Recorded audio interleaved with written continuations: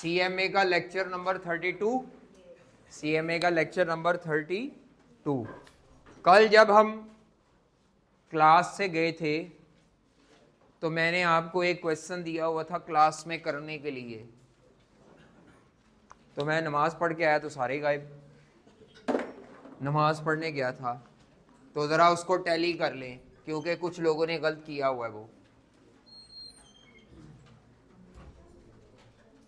Question ये था कि आपसे वो पूछ रहा था फैसला करो। हाँ जी, तो आपने फैसला करना था कि स्पेशल ऑर्डर किया जाए कि ना किया जाए। प्रोडक्ट का नाम था मेरा ख्याल है अल्फा। कितने यूनिट्स का ऑर्डर है? 5000। अल्फा का ऑर्डर था, अल्फा को किया जाए या एक्सेप्ट ना किया जाए। तो आपने रेलेवेंट इनकम जो थी, रेलेवेंट इनकम, उसमें अल्फा का सेल रेवेन्यू लिखा होगा शायद। सेल रेवेन्यू डिसीजन टोटल में होता है। तो अल्फा की सेल प्राइस क्या थी? एक यूनिट कितने का बिक रहा था? 50 का। तो 50 रुपए पर यूनिट, और यूनिट्स 5000 यूनिट्स, तो 2,50,000 रुपया ये सेल रेवेन्यू था।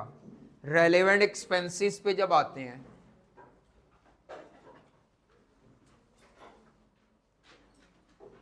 उसने कहा था इसके लिए मटेरियल चाहिए जो मार्केट से परचेज होगा। मार्केट से क्या होगा? तो जितना कैश दे के परचेज होगा, क्योंकि रेलेवेंट कॉस्ट हमने कहा था फ्यूचर की होती है, विल लिखा हुआ है। जितना कैश पे करना पड़े वो सारा लेना है, और ड्यू टू डिसीजन। तो हमें मटेरियल परचेज कितना करना पड़ेगा? तो मटेरियल की परचेज कॉस्ट आ जाएगी। पिछले महीने हमने 10 रुपए के रेट पे खरीदा था, लेकिन वो पिछले महीने वाला खुद तो रेलेवेंट नहीं है। उससे नया डेटा कंपाइल करो, अगले महीने या अभी कितने का मिलेगा? 10% ज़्यादा का, तो 11 रुपए का मिलेगा। 1 kg 11 रुपए का मिलेगा। और प्रोडक्ट पे कितने केजी लगते हैं? 2 kg पर यूनिट लगते हैं, और इंटू 5000 यूनिट्स, 11 रुपए पर केजी की प्राइस है जो आपको पे करनी पड़ेगी। 10 रुपए पर केजी खुद रेलेवेंट नहीं है, लेकिन उससे नई प्राइस निकालना पॉसिबल है। तो ये नई प्राइस है, पुराना 10 नहीं ले रहे जी। 11 इंटू 22, 1,10,000 रुपए की मटेरियल कॉस्ट है। उसके बाद लेबर कॉस्ट वो कहता है हायर की जाएगी शायद। कितने रेट पे? 8 रुपीज पर आवर पे। और कितने घंटों में एक यूनिट बनना था? 1.5 लेबर आवर पे इंटू 5000 यूनिट्स, 60,000 रुपए की लेबर कॉस्ट होगी। ये कैश में देनी पड़ेगी। इसके बाद सुपरवाइजर जो था, सुपरवाइजर की करंट सैलरी दी हुई थी। कितनी है करंट सैलरी? अब ये जो सुपरवाइजर की करंट सैलरी है, करंट सैलरी फिक्स कॉस्ट होती है, सैलरी फिक्स कॉस्ट है। और करंट सैलरी चाहे वो काम करे ना करे, आपने उसको देनी है। तो वो अनअवॉइडेबल फिक्स कॉस्ट है सैलरी, करंट सैलरी। अगर हम सुपरवाइजर को इस प्रोजेक्ट की वजह से कुछ भी दे रहे हैं, कई लोगों ने ये किया होगा, 30,000 रुपया उसकी पर मंथ पे थी, डिवाइडेड बाय किया होगा 30 दिन, और उसने इस पे 10 दिन लगाने हैं शायद। तो उन्होंने, जिसने ये किया, सब गोंगलू हैं, गलत है, सब गलत हैं बच्चे, सब गोंगलू हैं। शीशा जाके देखना है, उनको ये बात याद ही नहीं। करंट सैलरी फिक्स कॉस्ट होती है, चाहे ये कॉन्ट्रैक्ट आए ना आए, current salary of the supervisor तो देनी पड़ेगी। या तो वो कह देता सुपरवाइजर को एक्स्ट्रा पे करना पड़ेगा कुछ। एक्स्ट्रा क्या दिया आपने? स्टोरी देने का मतलब ये थोड़ी है कि जबरदस्ती सब कुछ लेना है। तो सुपरवाइजर की 1 रुपए की रकम रेलेवेंट नहीं थी। अब आप इसको करें सॉल्व, क्या आंसर आता है? जिन्होंने 70 निकाला है सब गलत थे। तो नेट रिजल्ट है 80,000 पॉजिटिव। आप यहां पे कहेंगे current salary of the supervisor is irrelevant cost. क्यों? अनअवॉइडेबल कॉस्ट है, ना इसकी वजह से बढ़ रही है ना इसकी वजह से कम हो रही है, ठीक है, ना बढ़ रही है ना कम हो रही है। तो नेट रिजल्ट रेगुलर हो बेटे, आपका नुकसान मेरा नहीं, भावें तुम एक दिन ना हो, मेरी सेहत पे कोई असर नहीं, आपका ही नुकसान है। तो ये 80,000 पॉजिटिव और नीचे जिसने फिक्रा नहीं लिखा वो भी गलत है। Company should accept this special order. बस ये लाइन लिख के ये सवाल जो मैंने कल क्लास में लिखवाया था ये मुकम्मल हो जाता है। 70 वाले सब गलत थे जिन्होंने ये किए, ये अकाउंटिंग की है, ये एक्सपेंस तो आ जाएगा 10,000, रेलेवेंट एक्सपेंस नहीं होगा। ये वाला काम अकाउंटिंग में होना था, अकाउंटिंग के हिसाब से ठीक है, उसकी पे में से 10 दिनों की पे इधर एक्सपेंस बनाओ। हमने अकाउंटिंग डिसीजन मेकिंग में तब तक नहीं लेना जब तक उसको कोई एक्स्ट्रा कैश ना दे देते। आपने कौन से पैसे दिए उसको? अगर ये कॉन्ट्रैक्ट ना आता तब भी 30 की पे तो देनी है, लिखा हुआ है करंट सैलरी, करंट लिखा हुआ था कि नहीं? करंट का मतलब है भाई ना भी आता ये ऑर्डर तो आपने उसको 30,000 पर महीना, ये जितना भी है पर मंथ ही, ये आपने उसको देना था। अनअवॉइडेबल फिक्स कॉस्ट है। आपके दिमाग में ये नहीं है कि सैलरी फिक्स कॉस्ट है और फिक्स सैलरी देनी होती है चाहे काम हो या, अगर वो अपने 30 के 30 दिन भी इधर लगा देता ना तब भी नहीं लेना था रेलेवेंट। मैं यहां पर एक बात चेंज कर दूं बस। फिक्रा क्या लिखवाया था जरा दिखाना, क्या फिक्रा लिखा था कल? A supervisor will be used for the product alpha which has current monthly salary of rupees 30,000. It is expected that he will spend 10 days to supervise product alpha for which he will be paid a bonus of rupees 3,000. अगर मैं कह दूं ना for which he will be paid a bonus of, तो current पे relevant नहीं होगी क्योंकि वो तो देनी है। इस काम की वजह से बोनस, एक लाइन लिख दूं सिर्फ एक्स्ट्रा बोनस देना है या पे, वो रेलेवेंट हो जाएगा। आपने देखना होता है चेंज क्या आ रहा है, डिसीजन की वजह से चेंज आ रहा होगा तो changes are relevant, when there is no change nothing is relevant. चलो मुझे ये जानबूझ के मैंने बनाया था, आपके सामने सवाल उसी वक्त बनाया था, जो सोच के बनाया था लोगों ने वही गलती की। मुझे पता था लोग 10 दिन की लेंगे पे और आपने ले ली सब ने, क्योंकि आप पक्के अकाउंटेंट हैं दिमागी तौर पे। वो आपके दिमाग में अकाउंटिंग घुसाते हैं, मैंने अकाउंटिंग निकालनी है, मैंने कहना है कॉस्ट की क्लास में ये चैप्टर करते हुए अकाउंटिंग बाहर छोड़ के आओ क्लास से, लेकिन वो आपकी ज़ात का सोच का हिस्सा बन चुकी है। ना चाहते हुए भी आपके हाथ से वो कैलकुलेशंस होती हैं जो कि नहीं होनी चाहिए। आज हमने प्रॉपर रूल्स पे आना है। तो जिन्होंने कल 70,000 जवाब निकाला था वो गलत थे सब, तुमने भी 70 ही निकाला था कल, गलत थे, बता दिया मैंने, अब रिकॉर्डिंग सुन लेना, ठीक है? आ जाओ नेक्स्ट आ जाए जी आगे, टाइम कम है ना, डिसीजन मेकिंग है। 1:30-35 मैक्सिमम लिखें जी। रेलेवेंट कॉस्टिंग के रूल्स में सबसे पहले ओवरहेड्स के क्या रूल्स होते हैं, ओवरहेड्स की रेलेवेंट कॉस्ट कैसे निकालते हैं, ओवरहेड्स की रेलेवेंट कॉस्ट कैसे निकालते हैं, क्योंकि ये मार्जिनल कॉस्टिंग है तो मार्जिनल कॉस्टिंग ओवरहेड्स को दो हिस्सों में तोड़ती है, वेरिएबल ओवरहेड्स, वेरिएबल ओवरहेड्स इसमें सब आ जाएंगे, वेरिएबल एफओएच भी आ जाएंगे और वेरिएबल सेलिंग मार्केटिंग भी आ जाएंगे, सब आ जाएंगे, सेलिंग मार्केटिंग डिस्ट्रीब्यूशन सब आ जाएंगे। वेरिएबल ओवरहेड्स, फैक्ट्री ओवरहेड नहीं कह रहा, फैक्ट्री ओवरहेड नीचे लिखा है, रूल में ये सब आ जाएंगे,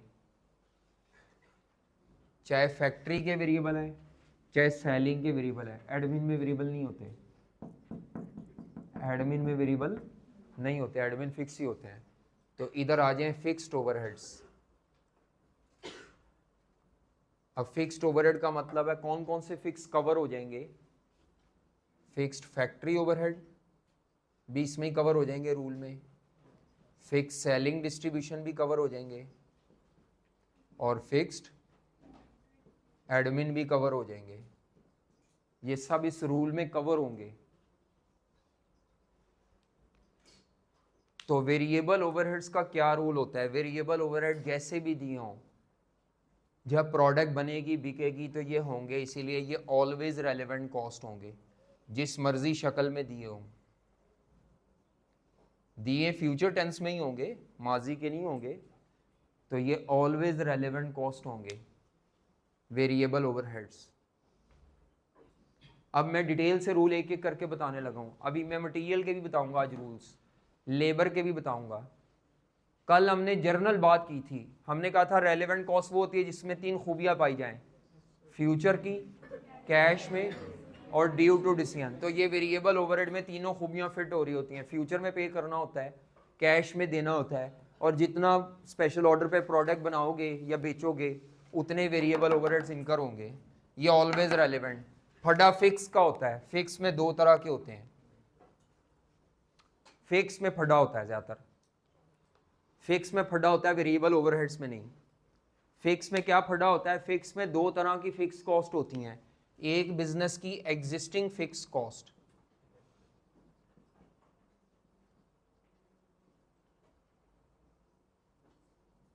बिजनेस की एग्जिस्टिंग फिक्स्ड ओवरहेड, वो स्पेशल ऑर्डर आए या ना आए ये खर्चा आपको करना ही करना होता है, क्योंकि ये बिजनेस की कौन सी फिक्स कॉस्ट है? एग्जिस्टिंग वाली। समझ आ रही? मसलन फैक्ट्री का रेंट देना ही देना है, चाहे स्पेशल ऑर्डर आए या ना आए।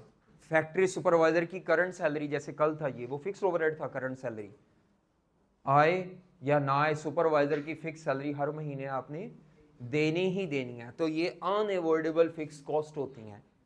एग्जिस्टिंग फिक्स्ड ओवरहेड कौन से होते हैं? Unavoidable fix cost. ये कभी रेलेवेंट नहीं होगी, ये कभी रेलेवेंट नहीं होगी। तो एग्जिस्टिंग फिक्स्ड ओवरहेड कभी रेलेवेंट नहीं होंगे, ये इररेलेवेंट होंगे, क्योंकि ये अनअवॉइडेबल फिक्स कॉस्ट होती है। अनअवॉइडेबल होते हैं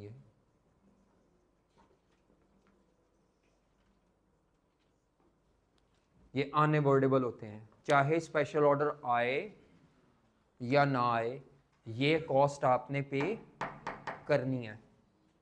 अच्छा, अगर आपको वो दे दे एडिशनल फिक्स्ड ओवरहेड के स्पेशल ऑर्डर की वजह से कुछ एक्स्ट्रा होंगे, एडिशनल फिक्स्ड ओवरहेड के स्पेशल ऑर्डर की वजह से इजाफी इतनी अमाउंट देनी पड़ेगी फ्यूचर में कैश में, तो ये हमारे रेलेवेंट कॉस्ट होती है। ठीक है, एडिशनल फिक्स्ड ओवरहेड दे दे कि जी स्पेशल ऑर्डर की वजह से या डिसीजन की वजह से एडिशनल होंगे, ये रेलेवेंट होते हैं। ठीक है, बात समझ आ रही है कि नहीं समझ आ रही? जी, एग्जिस्टिंग वाले क्यों नहीं रेलेवेंट? क्योंकि अनअवॉइडेबल है। फैक्ट्री का रेंट देना ही देना है, चाहे आप वो ट्रक रेडिएटर वाला ऑर्डर करें या ना करें, या कल जो मैंने मिसाल दी थी प्रोडक्ट अल्फा वाला ऑर्डर करें या। हाँ, एडिशनल वाले क्या होते हैं कि आप अगर स्पेशल ऑर्डर करेंगे तो कुछ एक्स्ट्रा फिक्स कॉस्ट पे करेंगे। अगर आपने स्पेशल ऑर्डर ना किया तो वो एक्स्ट्रा फिक्स कॉस्ट का बर्डन आपको कैश में पे नहीं करना पड़ेगा। ये आपके ऑर्डर की वजह से हो रहे होते हैं, और ये ऑर्डर हो या ना हो, ये बिजनेस की एग्जिस्टिंग फिक्स कॉस्ट है जो हर हाल में देनी देनी है। अब मसला ये आता है कि ये नाम बदल बदल के सवाल में देता है, जिससे बच्चे घबरा जाते हैं। हालांकि सेंस मैंने बता दी है, नाम जो मर्जी लिख दे, अगर उसमें एग्जिस्टिंग की फील आ रही है, बिजनेस की फील आ रही है पुरानी बिजनेस की, तो वो छोड़ देंगे। और अगर उसमें फील ही आ रही हो कि ये नज़र आ रहा हो फिक्रा पढ़ के इंग्लिश का कि ये as a result of special order या डिसीजन की वजह से करने पड़े, तो वो ले लेंगे। लेकिन कुछ बच्चों को अल्फाज का मसला है, तो फिर वो जब आते हैं तो मैं रेड मार्कर से लिख देता हूँ। आगे लिखें जी, मटेरियल की रेलेवेंट कॉस्ट। ये रूल अब आपने याद रखना है। प्रिंटर के सफ़े पे ये फ्लो चार्ट बना लेने हैं और इनको बार बार देखते रहना है, और इन्हीं को देख के सवाल हल होंगे। बाकी ये वैसे रट्टा नहीं लगाना, इनको जेन में होने चाहिए। तो मटेरियल की रेलेवेंट कॉस्ट मटीरियल, मटीरियल की रेलेवेंट कॉस्ट,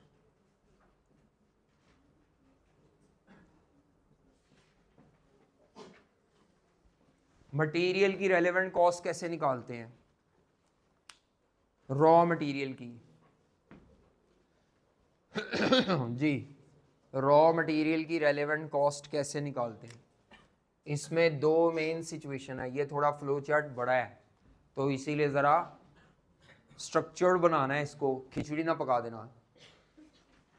तो मटेरियल की रेलेवेंट कॉस्ट में तो बेहतर तो होगा कि आप अपने पेज को इस तरह यूज़ करें, या तो इसको स्ट्रेट ये पूरा पेज यूज़ करें, या लैंडस्केप फॉर्मेट में, मर्जी आपकी, आपने इसको नीट जैसे भी लिखना है, आपकी चॉइस है, लेकिन साफ सुथरा, गंद ना मारना। मैंने अभी देखना है कॉपी पे आके आपका ही लिखा हुआ कहूँगा पढ़ो, तो आप पे लिखे होना पड़ा नहीं जाना कि लिखा है, तो इसीलिए ध्यान से लिखना है। इसमें दो मेन सिचुएशन है, सारा कुछ सवाल में खुद बताता है। पहली सिचुएशन जी, मटेरियल की रेलेवेंट कॉस्ट में दो मेन सिचुएशन है। पहली सिचुएशन ये है जो ज़्यादातर आती है, वो ये है कि बाज़ इदारे, मिसाल के तौर पर हमारी फैक्ट्री में गारमेंट्स बनते हैं, तो गारमेंट्स के लिए जो कपड़ा है वो कपड़ा हम ख़रीदते हैं, या बाज़ इदारे कपड़ा भी खुद बनाते हैं। तो अब दो सिचुएशन है, या तो रॉ मटेरियल आप सप्लायर से ख़रीदते हैं, या दूसरा आप रॉ मटेरियल खुद इंटरनली बनाते हैं। तो पहली सिचुएशन क्या है? रॉ मटेरियल की एक्सटर्नल बाइंग करते हैं आप, आपकी कंपनी की पॉलिसी होगी ये, external buying of material. Question पढ़ के ही पता चल जाएगा। जैसे मैंने कल एक सवाल दिया था, तो मैंने क्या कहा था कि ये रॉ मटेरियल आपको बाजार से क्या करना पड़ेगा? परचेज करना पड़ेगा। तो बाज़ कंपनी रॉ मटेरियल बाजार से ख़रीदती हैं, तो उनको फ्लो चार्ट में इधर ले आओगे। अगर क्वेश्चन में कह दे कि जनाब नहीं, हमारी कंपनी रॉ मटेरियल भी खुद ही बनाती है, तो उसको कहते हैं in house manufacturing of material. ये बहुत कम, एक या दो सवालों में मिले शायद पूरी डिसीजन मेकिंग में। ज़्यादातर सवालों में क्या है? एक्सटर्नल बाइंग, इसीलिए मैं पहले वो करा रहा हूँ, वो ही आता है ज़्यादातर। ये बहुत कम आएगा, ज़्यादातर यही आता है, external buying of raw material. यानी आपकी कंपनी में पॉलिसी है कि मटेरियल बाज़ार से ही ख़रीदना है, बाज़ार से ख़रीदा जाता है, ठीक है? आप बाज़ार से ख़रीदते हैं, बनाते नहीं, बनाया मटेरियल, प्रोडक्ट बनाते हैं। प्रोडक्ट के लिए जो रॉ मटेरियल है वो कहाँ से लेते हैं? बाज़ार से लेते हैं। अब अगला ये है सिचुएशन, इसमें अगर आप रॉ मटेरियल बाज़ार से लेते हैं तो फिर इसमें फर्दर दो सिचुएशन होती हैं। फर्दर इसमें कितनी? दो सिचुएशन है। ये सारी सिचुएशन सवाल में दी होगी, आपने तो फ्लो चार्ट में बस कूदते जाना है। तो पहले आप यहाँ लैंड करेंगे कि हम बाज़ार से लेते हैं, अगला फिर आप या यहाँ लैंड करेंगे या यहाँ लैंड करेंगे। इधर क्या है कि जो मटेरियल आप बाज़ार से लेते हैं वो फिल वक्त आपके स्टोर में कुछ भी नहीं पड़ा हुआ, स्पेशल ऑर्डर के लिए मटेरियल स्टॉक में अवेलेबल नहीं है, या मटेरियल स्टॉक में पड़ा है। तो अगर मटेरियल स्टॉक में अवेलेबल ना हो, लिखें जी, material is not available in stock.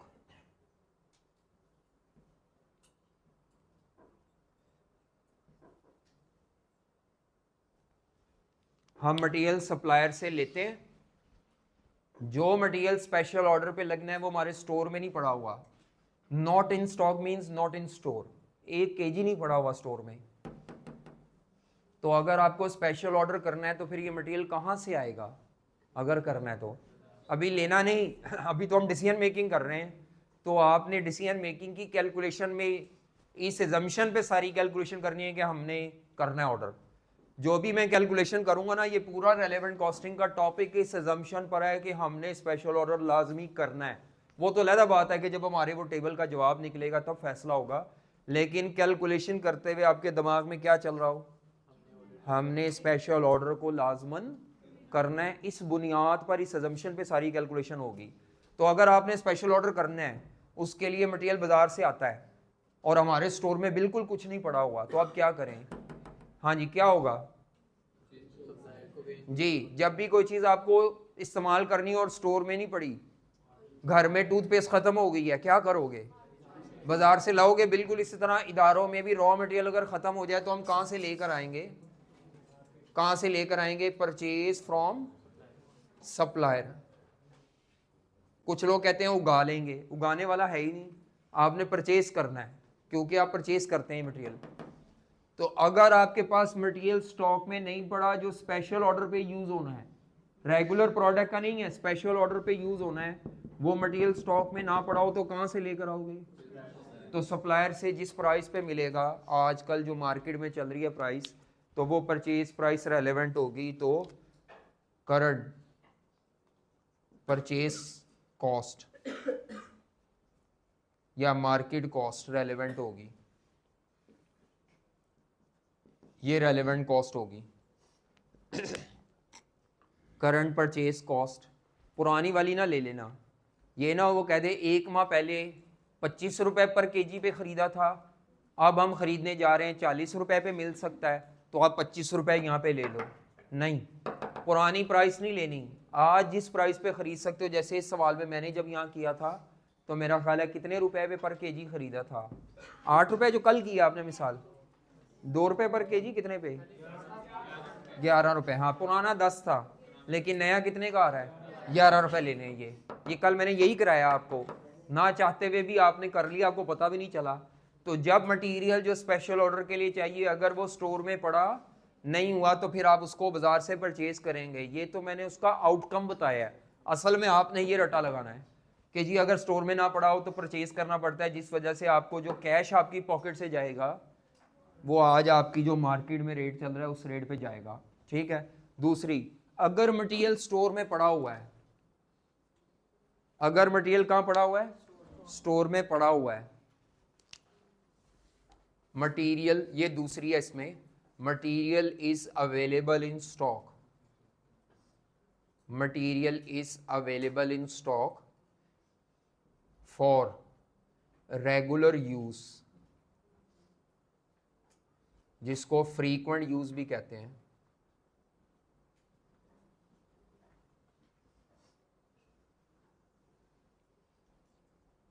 Ji, material is available in stock for regular use.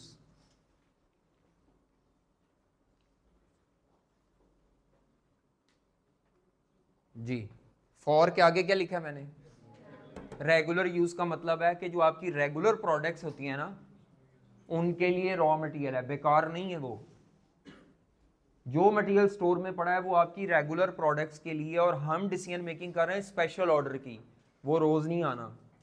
Special order के साथ मैंने लफ्ज क्या बोला था? One of. वन ऑफ का मतलब क्या है? कभी कभी मिलता है। तो भाई कभी कभी चीज की वजह से रेगुलर चीज डिस्टर्ब नहीं की जाती। अब ये सिचुएशन क्या है?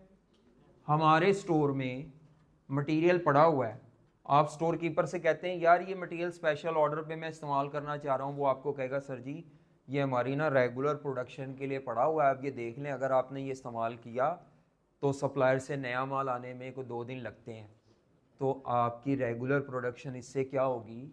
डिस्टर्ब होगी।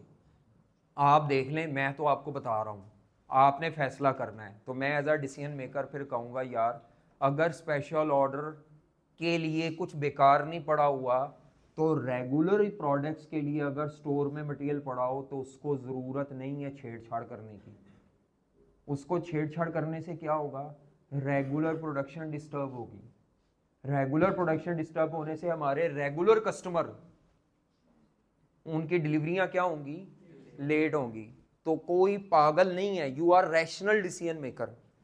रैशनल कहते हैं जिसको अल्लाह ने अक्ल व फसाहत से नवाजा है, और आप अकल को इस्तेमाल भी करते हैं। दुनिया में हर चीज़ इस्तेमाल करोगे कम होगी, अकल जितनी इस्तेमाल करोगे उतनी ज़्यादा होगी, पॉलिश होगी, निखरेगी, और आपको अल्लाह सोचने का मौका देगा। तो ये क्या सिचुएशन है?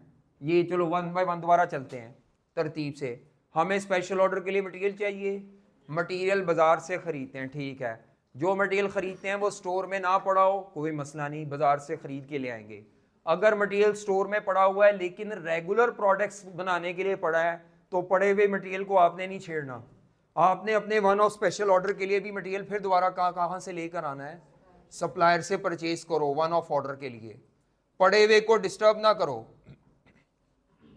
जो बात मैंने आपको सिखानी है, पड़े हुए को डिस्टर्ब ना करो। अब आपके घर में 10 किलो चावल हर महीने आते हैं, अब्बू का दिल चाह रहा है यार 12 रबीउल अव्वल आ रहा है तो देग पकवानी है, तो अब्बू जी अब देग भी 12 किलो की है, 10 किलो बीच में चावल गोश्त ये वो, तो अब्बू जी आपके अगर किचन वाले चावल उठा के ले जाएंगे तो अम्मी जी की कहणगे, वो कहणगे भले लोके सारा मेरा किचन का निज़ाम पुठा सीधा करी जाना है, जा बाजारों लैके आ, देख तू पकवानी है, मेरा किचन ते ना खराब कर। तो ये इस तरह की गुफ्तगू घरों में चलती है, प्योर पंजाबी घर में। कुछ तो सोफिस्टिकेटेड अच्छे हैं, मम्मी पापा बात भी बड़े प्यार और तहम्मुल से करते हैं लेकिन कई दफ़ा इस पे वालदा नाराज़ हो जाती हैं कि आप मेरे किचन का नॉर्मल जो चावल हैं आप उन्हें क्यों डिस्टर्ब कर रहे हैं। मिसाल दे रहा हूँ, तो हमारी मंथ की पूरे की कंजम्पशन है 10 किलो और आप एक ही देग में ये ले जाएंगे तो मैं की करूँगी पिछों। तो नेक्स्ट आ जाए जी, हाँ बड़े खुश हो गए हैं, वापस आ जाओ क्लास में, मेरी बात समझो। क्या ये बोंगी मिसाल हैं, इन बोंगी मिसालों से हम सीखना क्या चाह रहे हैं, अगर कोई रॉ मटेरियल या अगर कोई आइटम रेगुलर यूज़ के लिए पड़ी है तो रेगुलर यूज़ को डिस्टर्ब नहीं किया जाता, रेगुलर प्रोडक्ट्स वाले रॉ मटेरियल को नहीं छेड़ा जाता। वन ऑफ स्पेशल ऑर्डर आ गया है, कोई ग्राहक आ गया आपके हाथ, कोई मसला नहीं, उसके लिए रॉ मटेरियल बाज़ार से ले लो और जितने का परचेज़ करोगे बाज़ार से आपकी पॉकेट से इसके लिए पैसे जाएंगे तो वो करंट परचेज़ कॉस्ट रेलिवेंट होगी। अगर अब्बू ने ये फैसला करना हो कि देग पकानी है कि नहीं पकानी तो अब्बू देग में इस्तेमाल होने वाले चावल अम्मी के किचन में पड़े हुए चावलों को नहीं छेड़ेंगे, बाहर से जाके नए रेट पे चावल लेकर आएंगे जो चल रहा है। हो सकता है कि रेट 2-3 रुपए बढ़ चुका हो आज तक, तो वो जो आज रेट चल रहा है ना मार्केट में, अब्बू उन रेट पे जाके चावल लेंगे, गोश्त लेंगे, बाकी मसाला जात लेंगे और नाई को बुलवा कर देग पकवाएंगे। घर वाले चावलों को छेड़ना नहीं तो लड़ाई भी हो सकती है। आगे चले, नेक्स्ट आ जाए। तीसरी सिचुएशन क्या है, ये सेम ज़्यादा मसला है, ये तो सेम हो गई फिर एक किस्म की। बच्चे कहते हैं सर जी ये तो सेम हो गई, अगर मटेरियल स्टोर में नहीं पड़ा तो भी बाजार से लेना है, पड़ा हुआ है और रेगुलर प्रोडक्ट्स के लिए पड़ा है तो उसको भी हाथ लगाने की मुमानियत है तो बाजार से लेना है। मसला तब होगा जब रेगुलर जितना प्रोडक्ट्स है उससे इजाफी पड़ा हो, ज़रूरत से ज़्यादा पड़ा हो। जब भी कोई चीज़ ज़रूरत से ज़्यादा पड़ी होती है फिर बाजार से नहीं खरीदी जाती, फिर पड़ी भी यूज़ की जाती है। तो आम जिंदगी में भी ऐसे होता है, material is available in stock, ये तीसरी सिचुएशन है, material is available in stock but has no regular use, कोई रेगुलर यूज़ नहीं है। गलती से आपने कभी ज़्यादा मटेरियल ख़रीद लिया था तो मटेरियल स्टोर में पड़ा है और उसका कोई रेगुलर यूज़ नहीं है। अब ये वो मटेरियल है जो रेगुलर प्रोडक्ट्स पे इस्तेमाल नहीं होता, फिर ये आया कहाँ से, कभी किसी ऑर्डर के लिए आपने पैकिंग ख़रीदी थी, वो पैकिंग में मिलते हैं बाज़ का मटेरियल, और वो पैकिंग का मटेरियल उस वक्त आपकी ज़रूरत से क्या था, बहुत ज़्यादा, तो बचा पड़ा है। ये आपकी स्टोर में जगह भी घेर रहा है, संभालना भी पड़ रहा है, तो ये पड़ा हुआ मटेरियल है। अब अगर कोई ऐसा मटेरियल जो स्टोर में पड़ा है जिसका कोई रेगुलर इस्तेमाल नहीं है, तो फिर आप क्या देखेंगे, फिर आप अगला सवाल उस मटेरियल का पूछेंगे, क्या ये कबाड़िए को बिक सकता था, स्पेशल ऑर्डर पे यूज़ नहीं कर रहे अभी, क्या ये किसी कबाड़िए को बिक सकता था, हाँ जी, क्या वो कबाड़िए को बिक सकता था, कहीं कुछ और इस्तेमाल हो सकता, तो जवाब आता है नहीं बिक सकता था, ना कहीं इस्तेमाल हो सकता था। तो no scrap, no other use, सिर्फ स्पेशल ऑर्डर पे यूज हो सकता है, बाकी कोई ही इस्तेमाल नहीं। कबाड़िए को बेचने जाएंगे तो कबाड़िया भी लेने तैयार नहीं हो, कहता मैं नहीं लेना। कबाड़िया भी वो चीज़ लेता है जो आगे बिकने के काबिल हो, पता है आपको। तो प्लास्टिक ये वो, तो आप कबाड़ियों को बेचना चाह रहे हैं, वो कहता है मैंने नहीं लेना। आप कहीं और इस्तेमाल करना चाह रहे नहीं, सिर्फ ये कहाँ इस्तेमाल हो सकता है? स्पेशल ऑर्डर पे, बाकी ये कहीं इस्तेमाल नहीं हो सकता। अब बताओ भाई इसकी रेलेवेंट कॉस्ट क्या होगी? इसकी रेलेवेंट कॉस्ट क्या होगी? जी भाईजान आपने बताना है, बाकी खामोश रहेंगे। इसकी रेलेवेंट कॉस्ट आपको क्या पड़ेगी? रेलेवेंट कॉस्ट की 3 खूबियां जेन में होनी चाहिए, फ्यूचर की हो, कैश में देनी पड़े और ड्यू टू डिसीजन। ये 3 खूबियां जेन में रखें, इनके मुताबिक बताना है। मैंने एक मटेरियल ख़रीदा हुआ था जिसका कोई रेगुलर इस्तेमाल नहीं है, ये पिछले 2 साल से पड़ा हुआ है, ख़राब खरूब होने वाला नहीं है, 2 साल से पड़ा हुआ है। बस ये मटेरियल स्पेशल ऑर्डर पे इस्तेमाल हो सकता है, बाकी कहीं इस्तेमाल नहीं हो सकता। ना ये कबाड़िए को बिकता है क्योंकि ये बिकता ही पैकिंग में और मैंने पैकेट खोल लिया हुआ है। जी बताओ भाई इस केस में रेलेवेंट कॉस्ट क्या होगी? कितनी? कौन सी अवॉइडेबल कॉस्ट? मार्केट। अगर स्पेशल ऑर्डर ना आता तो आपने मार्केट से तो कुछ भी नहीं खरीदना था। स्क्रैप पे नहीं जाता, वो बिकता भी नहीं। जी बताओ भी बताओ, तुम्हें एक्स्ट्रा क्या कैश देना पड़ रहा है, तुम्हारी पॉकेट पे क्या वजन पड़ रहा है? अकाउंटिंग से बाहर आ जाना है। अगर आपने जिस प्राइस पे उसको ख़रीदा था 2 साल पहले, अगर वो आपके दिमाग में आ रही है तो वो संक है। वो इन्वेंट्री वैल्यूएशन वाली प्राइस जो कॉस्ट होती है वो नहीं रेलेवेंट, कभी भी नहीं होती, वो तो माजी की है 2 साल पुरानी। कितने साल? 2 साल कहा था ना मैंने, वो हरगिज़ नहीं देखनी। वो तो सिरे से ही काटी लगा दूंगा कि ये 2 साल पहले की प्राइस है। जी और जी बेटा बताओ भाई, जितनी अच्छा रेलेवेंट कॉस्ट क्या होगी?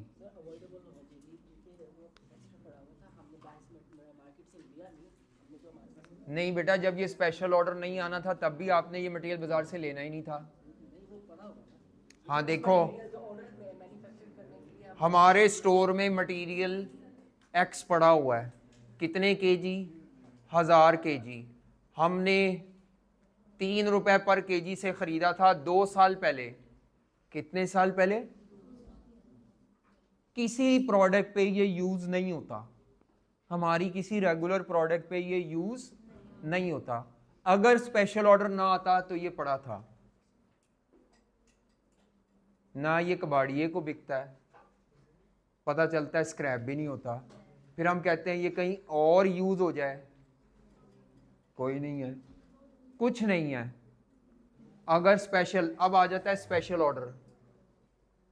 हाँ स्पेशल ऑर्डर पे ये यूज़ हो सकता है।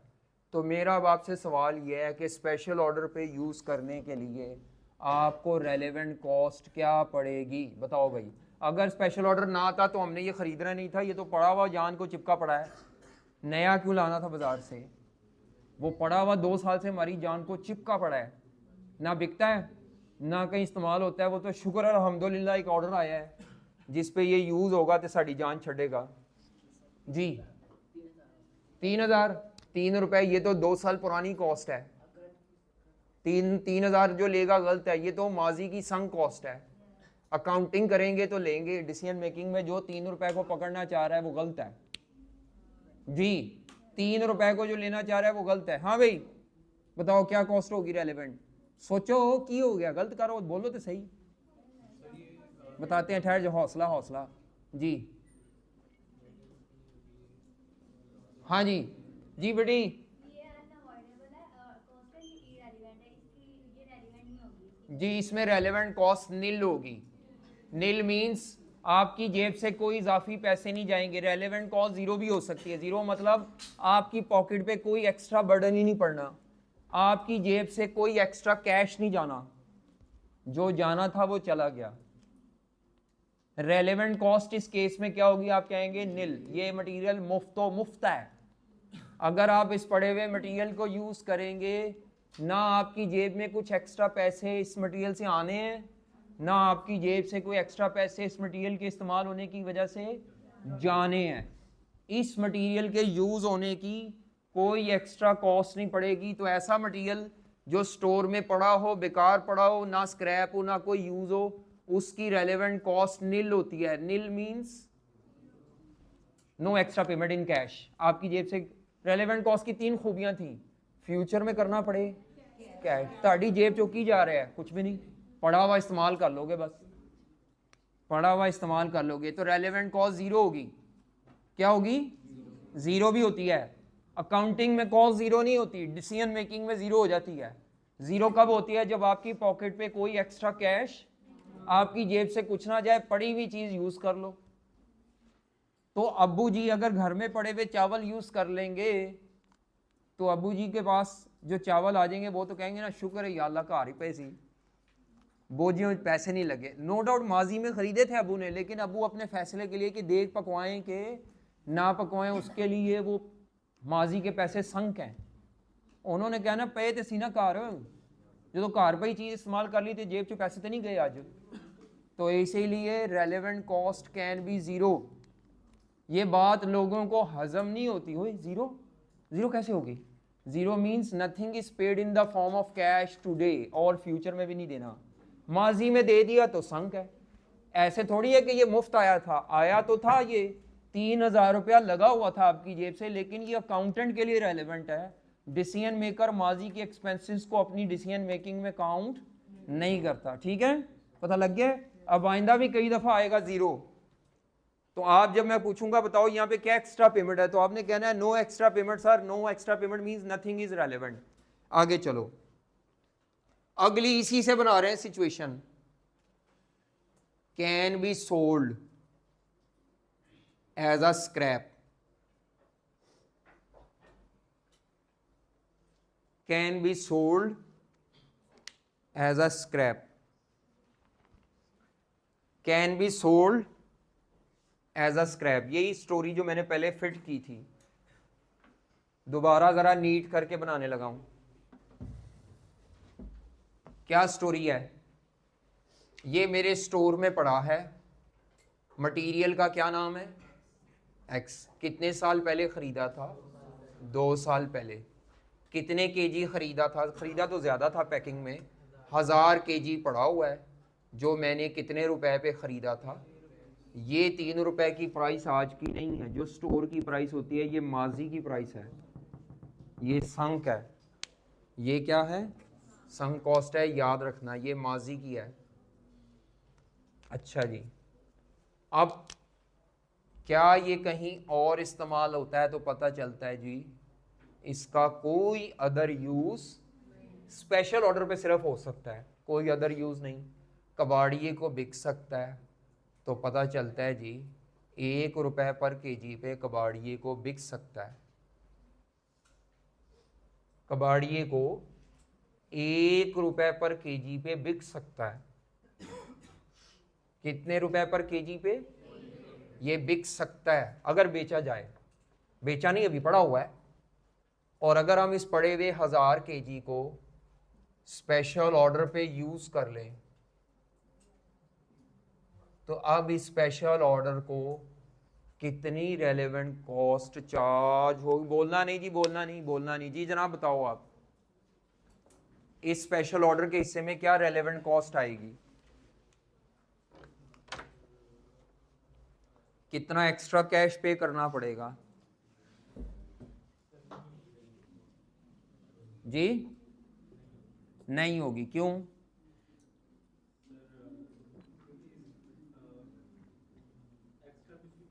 एक्स्ट्रा कुछ भी नहीं देना पड़ रहा, यहां तक तो जवाब ठीक है, एक्स्ट्रा कुछ भी नहीं देना पड़ रहा, लेकिन आपको एक फायदा कॉम्प्रोमाइज करना पड़ेगा। एक्स्ट्रा तो पे नहीं करना पड़ा, लेकिन एक बेनिफिट उसका मिलना था। एक्स्ट्रा पेमेंट कोई नहीं है, आने वाला बेनिफिट छोड़ना पड़ेगा अगर इसको यूज कर लिया। कबाड़िए से कितने पैसे मिलने थे? 1000 केजी पे 1 रुपए के हिसाब से 1000 रुपया। तो अगर ऐसा मटेरियल जिसकी कबाड़ में बिकने की काबिलियत है, बिक सकता था, अगर हम उसको इस्तेमाल करेंगे तो उसकी स्क्रैप वैल्यू फॉरगॉन, क्या चीज? स्क्रैप वैल्यू फॉरगॉन, ये अपॉर्चुनिटी कॉस्ट होगी। यहाँ लिखेंगे स्क्रैप वैल्यू फॉरगॉन, ये रेलेवेंट कॉस्ट होगी। एक्स्ट्रा पैसे कोई नहीं देने पड़ेंगे, लेकिन आता हुआ बेनिफिट छोड़ना पड़ेगा।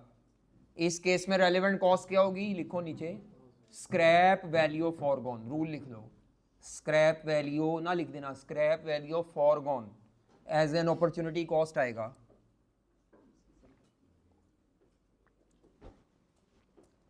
क्या इसमें कोई एक्स्ट्रा पेमेंट करनी पड़ी है, नहीं। हाँ, आता हुआ बेनिफिट छोड़ना पड़ रहा है तो इसमें अपॉर्चुनिटी कॉस्ट आ जाएगी।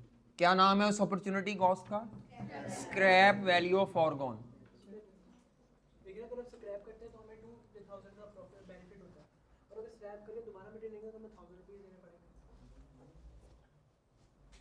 ये आप एक और नई सिचुएशन बनाने लगे, भी ठहर जाए, लोगों को ये तो बता लेने दें। तुमने अगर अगला फेंक दिया है, बताता हूँ, मुझे पता है जी। बताओ भाई, हमारे पास 1000 kg पड़ा था, इसका कोई रेगुलर प्रोडक्ट में इस्तेमाल नहीं था, हम कबाड़िए को बेचते तो 1 रुपये पे स्क्रैप होना था। हमने स्क्रैप करने की बजाय अगर इसको यूज़ कर लेंगे तो ये स्क्रैप हमें छोड़ना पड़ेगा। इस केस में हमारी रेलेवेंट कॉस्ट क्या होगी, scrap value foregone, scrap value foregone. हमारी रेलेवेंट कॉस्ट क्या होगी, scrap value foregone, scrap value foregone. ठीक है जी, पता लग गया। एक और मसला पैदा हो जाता है कई दफा, एग्जामिनर होता है जरा थोड़ा सियाना, वो कहता है जनाब इसी सिचुएशन में हूं अभी मैं, वो कहता है 1000 kg का ये पड़ा हुआ मटेरियल 2 साल हो गए हैं, 3 रुपए पे खरीदा था, कोई और इस्तेमाल नहीं है, इसको स्क्रैप किया जा सकता है। क्या किया जा सकता है, स्क्रैप कर लेंगे आप फॉर एग्जाम्पल 1.5 रुपया पर केजी पे। कितने रुपए पर केजी पे, लेकिन इसको स्क्रैप करने के लिए गधा गाड़ी पे ले जाना पड़ेगा, वहां फेंकना है जहां जिसके पास बेचना है। कबाड़िए कहता है साड़ी दुकान तक छड़ के जाओ, और कबाड़िए तक ले जाने के लिए 50 पैसे पर केजी का खर्चा भी करना पड़ेगा गधा गाड़ी का। तो 1.5 रुपये का बिकेगा, लेकिन ये 1.5 रुपया करने के लिए जो आपको डिस्पोजल एक्सपेंस करना पड़ेगा, डिस्पोजल एक्सपेंस करना पड़ेगा 50 पैसे पर केजी। अगर आपने 1.5 का बेचना है तो तब बिकेगा जब आप डिस्पोजल खर्चा ये 50 पैसे का करेंगे। अब सवाल ये पैदा होता है इस केस में अब हम कैसे चलें, अब हमें कैसे करना है, या हम उसको वहाँ यूज़ करें कबाड़िए को ना दें। तो ये एक मसला पैदा हो जाता है कि आपको स्क्रैप के साथ साथ डिस्पोजल का एक्सपेंस भी दे देता है। अब आप इसको कैसे डील करेंगे, कोई एक हाथ खड़ा करके बताए जी। नहीं जी, आप बता चुकी हैं पहले, आप भी नहीं, और कोई जी बेटी। हाँ जी आप जी 1.5 पे स्क्रैप करना था, 50 पैसे का खर्चा होना था, या होएगा, था तो नहीं, माजी तो नहीं है। अगर हम बेचते हैं तो 1.5 रुपये आएगा, 50 पैसे खर्चे होंगे, तो नेट हमारी पॉकेट में कितना आएगा, 1 रुपया आना था या आना होगा। और अगर हम इसको बेचने की बजाय यूज कर लें तो वो 1 रुपया पर केजी। तो यहां पर आपको लिख देना है net scrap, net scrap value foregone. Net scrap value का मतलब क्या है, बेचने पे अगर कोई खर्चा भी था तो वो माइनस करके डिस्पोजल। नेट स्क्रैप का मतलब क्या होता है, scrap value minus any disposal expense, any disposal expense. ठीक है, मेरी बात समझ आ रही है कि नहीं समझ आ रही, तो वो आपने माइनस कर देना है। तो बाकी 1 रुपए का, 1.5 रुपए का और 50 पैसे का लहदा ट्रीटमेंट कंफ्यूज करेगा आपको। बेहतर है इसको नेट करके, आपको 1 रुपया आना था, आप उस 1 रुपए का नेट ट्रीटमेंट करें जी। नेट स्क्रैप का मतलब होता है स्क्रैप वैल्यू 1 रुपया, 1.5 रुपया माइनस डिस्पोजल एक्सपेंस। बेटी अमाउंट इनकम में से या अमाउंट रिसीव में से एक्सपेंस माइनस कर दो ना, बाकी जितनी नेट अमाउंट रिसीव होगी वो ले लेना। चलें जी आगे, नेक्स्ट आ जाए। अब ये आपकी सिचुएशन रहती है, अभी होल्ड रखो उसको, आ जाएगी कहीं ना कहीं जी। तीसरी आपने खुद लिखनी है, मैं लिख रहा हूं, आपने खुद लिखना है। No scrap but has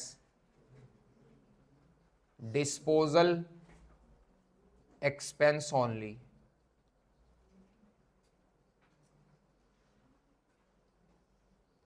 No scrap, no use, no scrap, no use, but has disposal expense only, but has disposal expense only. ये रूल अब आपने खुद लिखना है, खुद लिखो, इसमें रेलेवेंट कॉस्ट खुद लिखो, बोलना नहीं खामोशी से, खुद लिखो। No use, no scrap, but has disposal expense only. जी, ये रूल आपने खुद लिखना है, मैं किसी एक से पूछूंगा, लिख लो जो समझ आती है, आपस में डिस्कस करके बोलना नहीं। लिख लिया तो बस खामोश हो जाएं, जिसने नहीं मेरे साथ ही करना, आपस में कर सकते हैं, करें जी। हाँ भाई, सिचुएशन एक्सप्लेन करो भाई, पहले आप सिचुएशन एक्सप्लेन करो। सिचुएशन क्या है? ट्रीटमेंट तो बाद की बात है, सिचुएशन क्या है? किस चीज का स्टॉक था? रॉ मटेरियल का।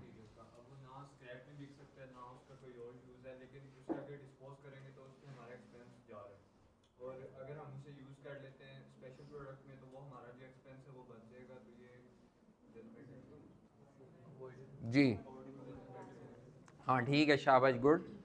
हमारे पास स्टोर में मटेरियल पड़ा है जिसका कोई रेगुलर इस्तेमाल नहीं है, सिर्फ स्पेशल ऑर्डर पे यूज हो सकता है, तो उसने कहा होगा क्वेश्चन में इसका कोई रेगुलर यूज नहीं है, कोई स्क्रैप नहीं है, लेकिन किसी इन्वायरमेंटल कानून की वजह से या कोई ऐसी स्टोरी फिट की होगी, वो कहता है कि ये मटेरियल अपनी एक्सपायरी के करीब है।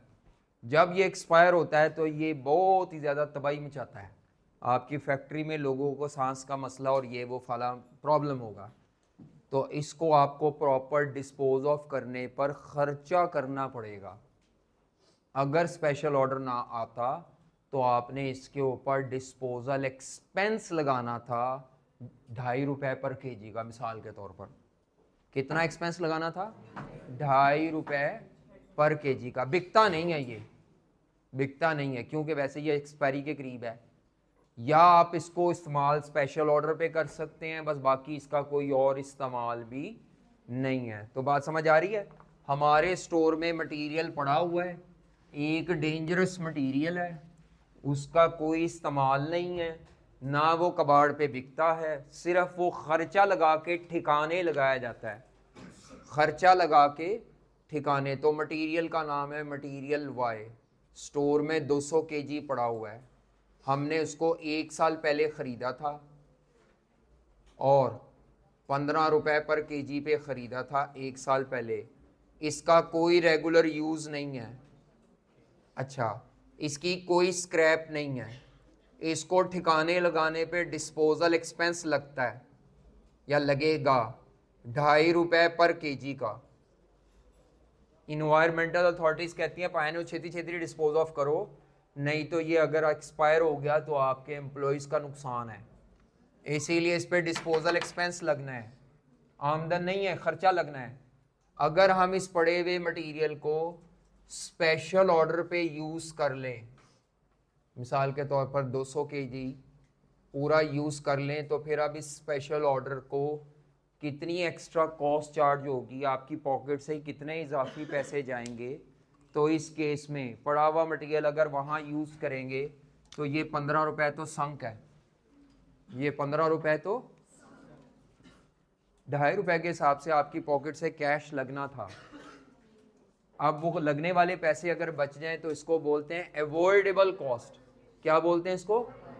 तो यहाँ पर आपके पैसे लगने थे 2.5 रुपये के, ये पैसे, ये खर्चा आपका क्या हो जाएगा? सेव हो जाएगा इस स्पेशल ऑर्डर की वजह से। तो यहाँ पर रेलेवेंट एक्सपेंस नहीं आएगा बल्कि रेलेवेंट इनकम आएगी, और वो क्या कहलाएगी? Saving in disposal expense. Saving in disposal expense ये अवॉइडेबल कॉस्ट है और इसको हम रेलेवेंट इनकम के तौर पे लिखेंगे। ये रेलेवेंट इनकम बनेगी, एक्सपेंस नहीं है ये। क्या बनेगी? रेलेवेंट इनकम बनेगी। लगने वाला खर्चा बढ़ जाए तो इंक्रीमेंटल कॉस्ट, लगने वाला खर्चा बच जाए ऑर्डर की वजह से तो वो अवॉइडेबल कॉस्ट है या बेनिफिट है। आखिरी सिचुएशन इसमें, आखिरी सिचुएशन जी, फिर प्रैक्टिस ही प्रैक्टिस करेंगे आप अभी बैठ के। आखिरी सिचुएशन, मिटा दो इसको, क्या है इसमें, कुछ है ही नहीं, असल स्टोरी तो इधर ही है, इन हाउस आज ही है जी। आखिरी सिचुएशन,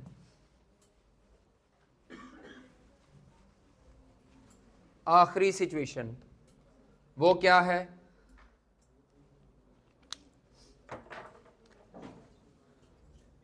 ऊपर कर रहा हूं, यहां जगह नहीं है, नीचे नजर नहीं आएगा। तो इसका मतलब है ये हमारी फर्स्ट थी, ये सेकंड थी, ये फर्स्ट ए थी और ये फर्स्ट बी और ये 1C और ये 1C1, ये 1C2, ये 1C3 और ये अब सिचुएशन नंबर 1C4 सिचुएशन कर रहे हैं। इसी के अंदर ये सिचुएशन है सारी, सी के अंदर। और नंबरिंग मेरी लिखी हुई है, वो कोई ऐसी नहीं है, किताबों में नहीं है ये। किताबों में तो ये फ्लो चार्ट इतना आसान बना हुआ है कि आपको गलत रिफ्लेक्शन देगा। अब यहाँ थोड़ा मैंने कॉम्प्लिकेटेड बनाया है, थोड़ा लेंथी। सारा पलंदा इधर ही है, बाकी इधर तो कुछ भी नहीं है। अगर मटेरियल स्टॉक में ना हो तो परचेज करेंगे, अगर स्टॉक में पड़ा हो और रेगुलर यूज़ के लिए हो तब भी परचेज करेंगे, स्टॉक में पड़ा हो लेकिन रेगुलर यूज़ ना हो फिर आगे ये देखेंगे सवाल में। इनमें से कोई एक सिचुएशन, अगर आपके पास मटेरियल स्टोर में पड़ा है, अगर आपके पास मटेरियल स्टोर में पड़ा है, उसका रेगुलर यूज़ नहीं है, रेगुलर यूज़ नहीं है, तो चौथी सिचुएशन में वो स्क्रैप भी हो सकता है, can be sold as scrap, या कोई उसका अदर नॉन रेगुलर यूज बता दे स्पेशल ऑर्डर के अलावा, यानी 2 यूज बता दे। कितने यूज बता दे? 2 यूज बता दे। दोनों से बेनिफिट आना होगा। यानी वो कह दे कबाड़िए को बिक सकता है मटेरियल पड़ा हुआ 15 रुपए पर केजी पे, या ये पड़ा हुआ मटेरियल किसी मटेरियल और मटेरियल की जगह तब्दील करके यूज हो सकता है, वहां से आपको 18 रुपए बचेंगे, तो बिक सकता है 15 रुपए का, अदर यूज से 18 रुपए आ सकते हैं।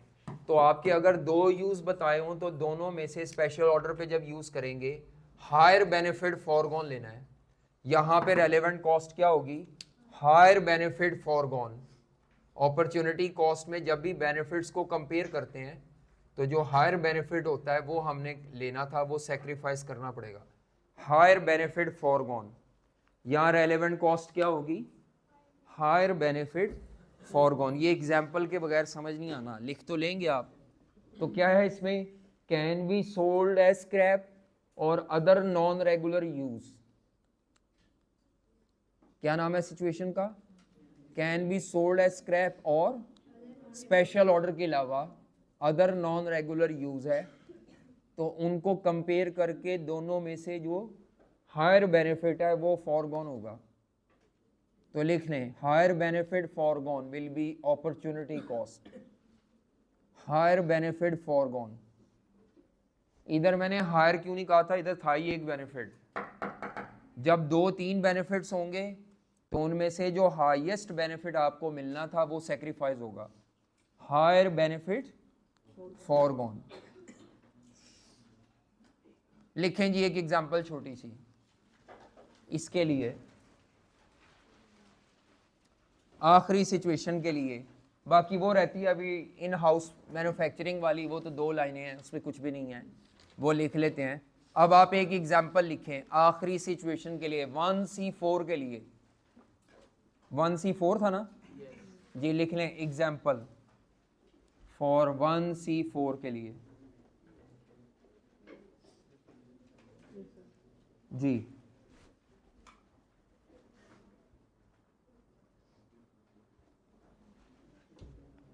लिखें अ company receive an order company receive an order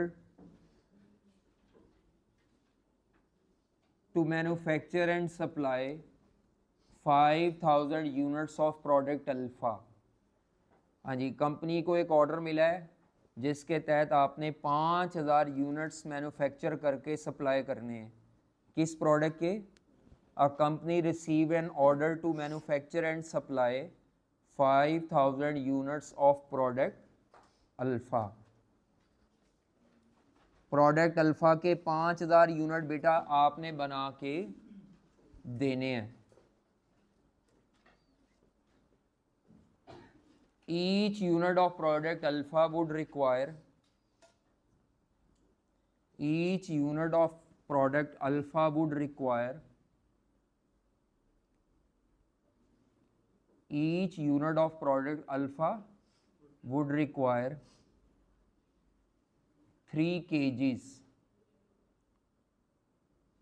of chemical X। हाँ जी, each unit of product alpha requires 3 kgs of chemical X। Presently 25,000 kgs of chemical X is available in stock। 25 जी 25,000। हाँ जी, presently 25,000 kgs of chemical X is available in stock, purchased 3 years ago। कितने साल पहले purchase किया था? Purchased 3 years ago at a cost of 20 rupees per kg।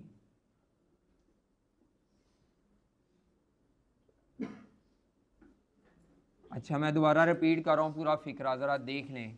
सबसे पहले क्या है? अ कंपनी रिसीव्स, या अ कंपनी रिसीव्ड शायद लिखा था।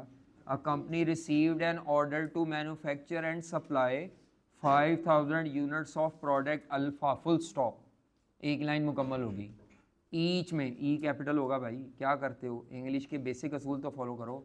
Each unit of product alpha would require 3 kg of chemical x, full stop. ठीक है, एक यूनिट अल्फ़ा पे कितने केमिकल के लगने हैं? 3 kg। तो मेरा ख्याल है टोटल 15,000 kg चाहिए होगा तुम्हें। आगे फुल स्टॉप के बाद क्या है? Presently 25,000 kgs of chemical X is available in stock which was purchased 3 years ago at a price of 20 rupees per kg, full stop। हाँ जी, कितने रुपए पे खरीदा था 3 साल पहले? Eight a price of 20 rupees पर kg, full stop.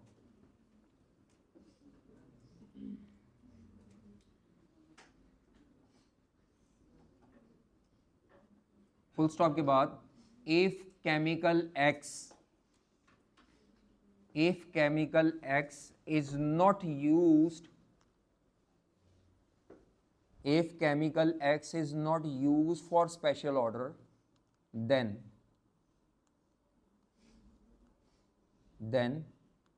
it has 2 alternatives। अगर आपका ये स्पेशल ऑर्डर पे यूज़ ना हो तो आपके पास 2 मुतबादिल इसके इस्तेमाल हैं।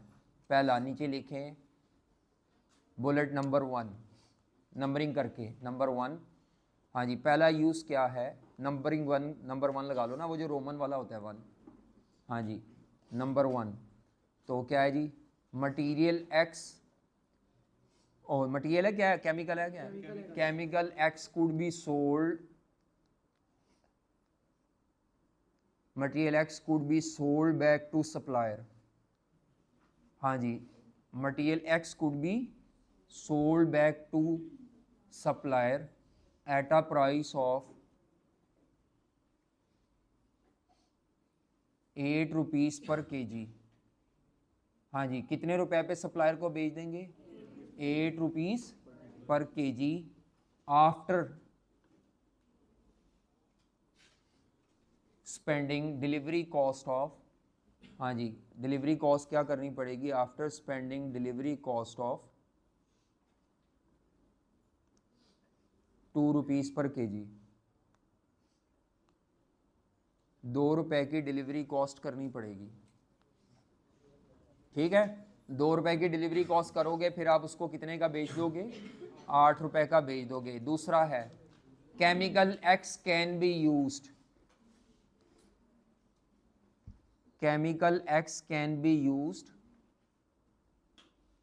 chemical X can be used in place of other chemical Z।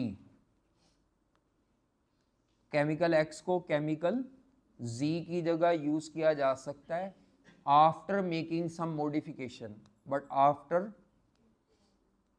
Making some modifications.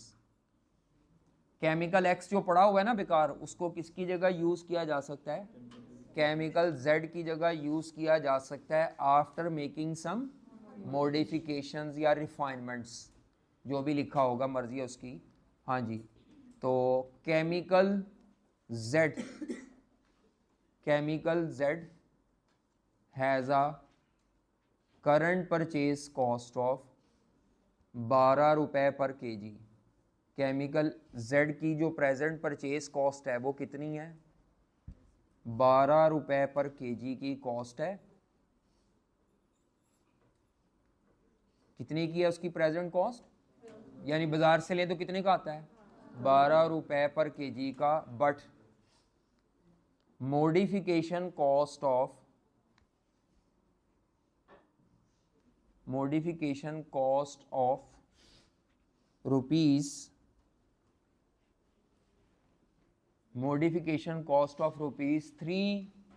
per kg will be incurred। Modification cost of ₹3 per kg will be incurred on chemical X to make suitable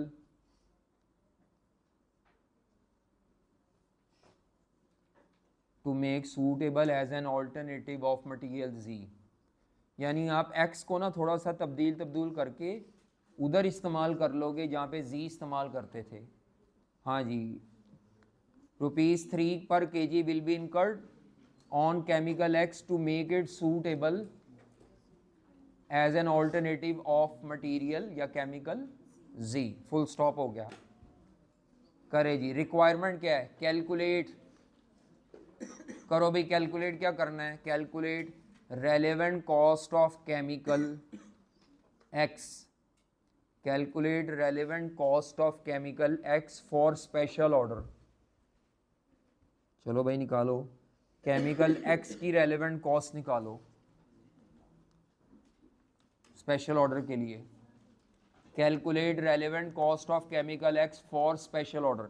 जल्दी करो भाई, जल्दी करो। अच्छा भाई,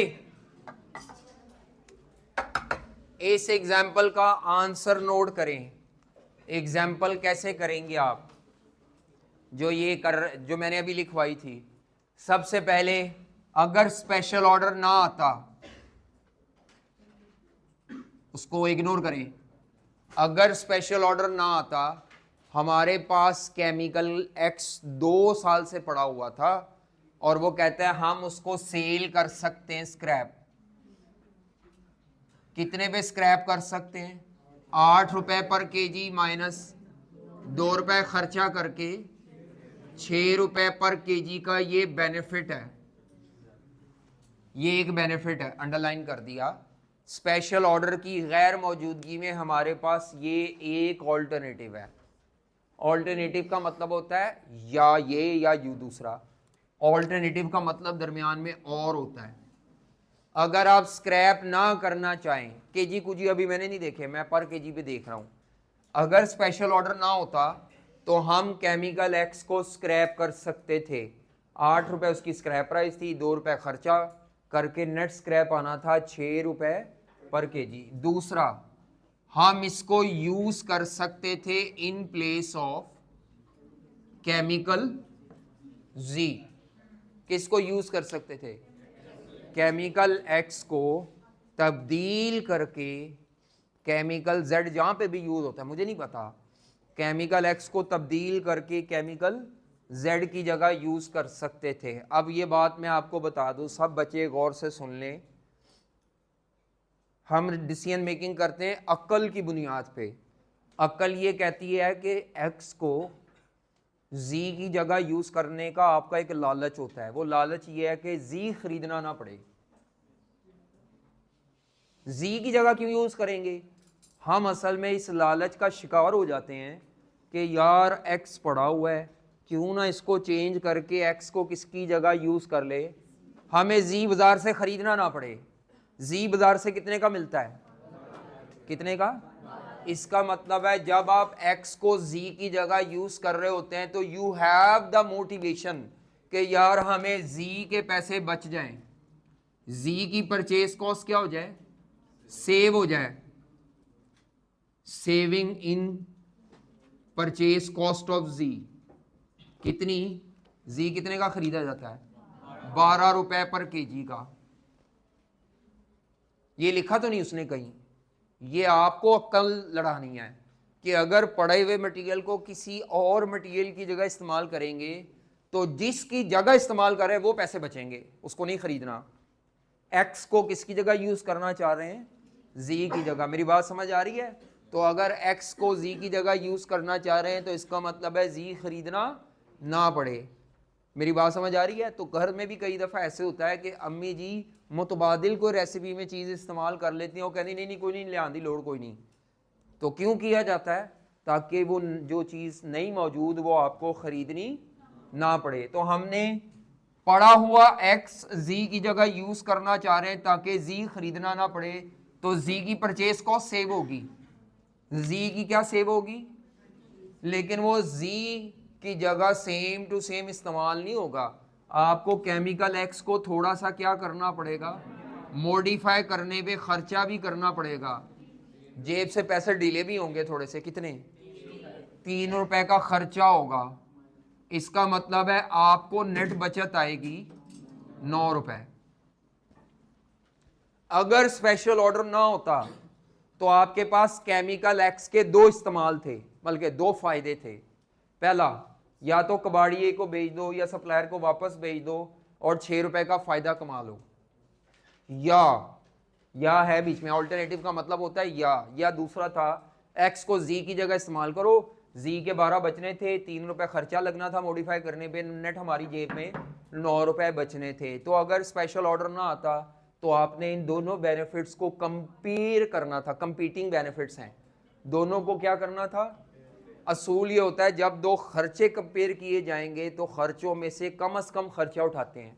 जब 2 फायदे compare किए जाते हैं, 2 बेनिफिट्स को कंपेयर करता है, इकोनॉमिक्स सिखाती है ये, तो यूटिलिटी मैक्सिमाइजेशन तभी होगी जब आप इन दोनों फवायद में से कौन सा फायदा उठाएं। ये वाला आपने उठाना था। अभी तक स्पेशल ऑर्डर नहीं लाया। स्पेशल ऑर्डर ना होता तो आपके पास ये 2 ऑप्शन थी, या स्क्रैप कर दो या एक्स को जी की जगह यूज कर लो। ज्यादा फायदा कहां पे है? एक्स को जी की जगह। अब मैं बीच में स्पेशल ऑर्डर इन्वॉल्व कर दूं, अगर मैं स्पेशल ऑर्डर इन्वॉल्व कर दूं तो ये जो बेनिफिट अभी आप सोचे बैठे हैं ये आपको स्पेशल ऑर्डर की वजह से छोड़ना पड़ेगा। ये आपने अच्छा ना होने की वजह से छोड़ा था। इन दोनों में इसको क्यों छोड़ा था? कमतर था, ये बेहतर था। इस बेहतर वाले को आपको किसकी वजह से छोड़ना पड़ा है? तो आपको ये जो 9 रुपए का बेनिफिट है, ये 9 रुपए फॉरगॉन लेंगे एज एन अपॉर्चुनिटी कॉस्ट। तो मैंने रूल क्या बताया था? जब भी मटेरियल की 2-3 इस्तेमाल हो तो दोनों तीनों में से जो भी हायर बेनिफिट आप करना चाह रहे थे, आपको अपने स्पेशल ऑर्डर की वजह से हायर बेनिफिट छोड़ना पड़ेगा। बच्चे कहते हैं इन दोनों को जमा करके 15 ले ले। 15 क्यों नहीं ले सकता?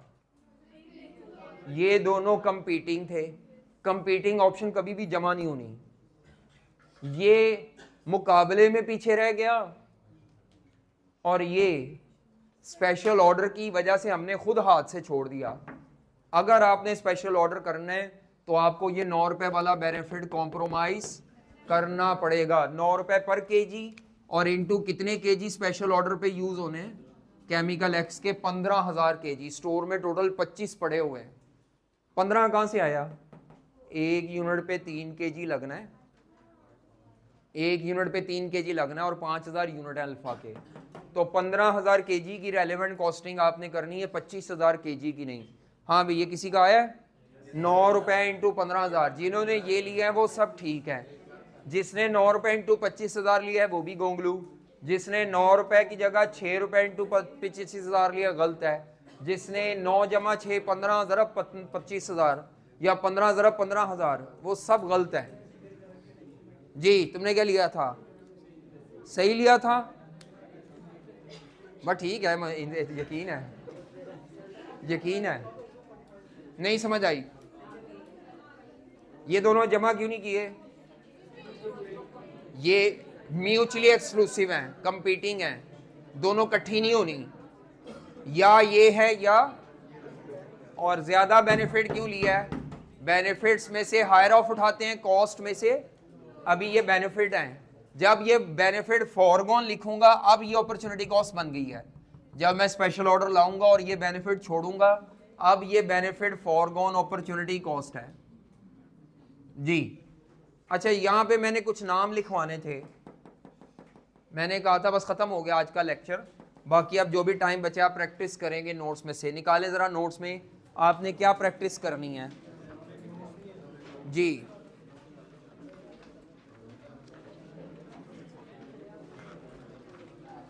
नोट्स में एग्जाम्पल 1 करो, एग्जाम्पल 1 से लेकर एक एक लाइन की एग्जाम्पल है, एक एक लाइन की एग्जाम्पल 1 से लेकर एग्जाम्पल 12 तक करें। अभी जो कर ले वो जा सकता है 1 से 12 तक जी। बस नोट्स नहीं लाए कोई मसला नहीं, किसी से तस्वीर ले लो, एक एक लाइन की एग्जाम्पल है, करो। इस पे नहीं करना, बाद में रिवीजन भी करनी है, कॉपी पे करो। नोट्स पे ना गंद मारें, अगर मारने हैं तो दोबारा नई कॉपी लें। मेरी तरफ से लेक्चर वैसे मुकम्मल है, ये एग्जाम्पल 12 की 12 मैंने कॉपी पे चेक करनी है सोल्यूशन, चाहे गंदा मंदा ही किया हो। एरो शैरो में भी कर सकते हैं सोल्यूशन, कोई मसला नहीं, एरो शैरो बना के, इतना पप्पू लिखने की ज़रूरत नहीं है, ठीक है, एरो शैरो में भी कर सकते हैं, करो।